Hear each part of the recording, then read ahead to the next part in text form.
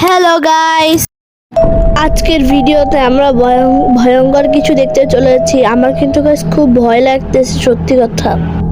Let's go. আসসালামু আলাইকুম ভাইয়া। ঘটনাটি ঘটেছে আমার সাথে। তো সময়টা ছিল গরমকাল। আমরা যে বাসায় থাকতাম ঠিক তার পাশের বিল্ডিংয়ে একটি মেয়ে সুইসাইড করেছিল। সেই বাড়িতে পুলিশ এসেছিল, বাট কোনো প্রমাণ বা কোনো কিছু না পাওয়ায় পুলিশ চলে গিয়েছিল। তো মানে কেসটা সেখানে রেখে দিয়েছিল। তো একদিন হয়েছে কি, যে সন্ধ্যার আজানের পরে আমি ঘরে বসে রয়েছি, বাট এত গরম পড়েছে যে ফ্যানের বাতাস অনেক গরম লাগছে, মনে হয় আগুনের তাপ। এই কারণে আমি ছাদে চলে যাই। আমি ছোটবেলা থেকে আমার ছাদে মানে এই টাইমে হাঁটার অভ্যাস আছে। তো আমি সন্ধ্যা যদি পর ছাদে চলে গেলাম এবং হাঁটতে লাগলাম। যেই বাসায় সুইসাইড করেছিল মেয়েটি, আমি সেই বাসাতেই তাকালাম এবং দেখতে পেলাম কি, যে একটি মেয়ে দাঁড়িয়ে আছে। তো আমি ভাবলাম আমার মতো মনে হয় গরম অতিষ্ঠ হয়ে ছাদে চলে এসেছে। আমি অন্যদিকে তাকালাম, আবার কীভাবে জানি ওই মেয়েটার দিকে তাকালাম।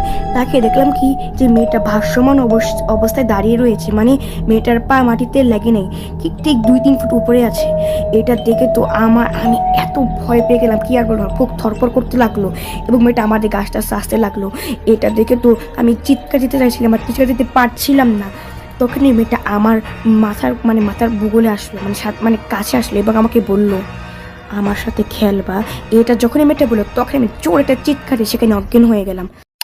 নেক্সট পার্ট চাও তো লাইক করো।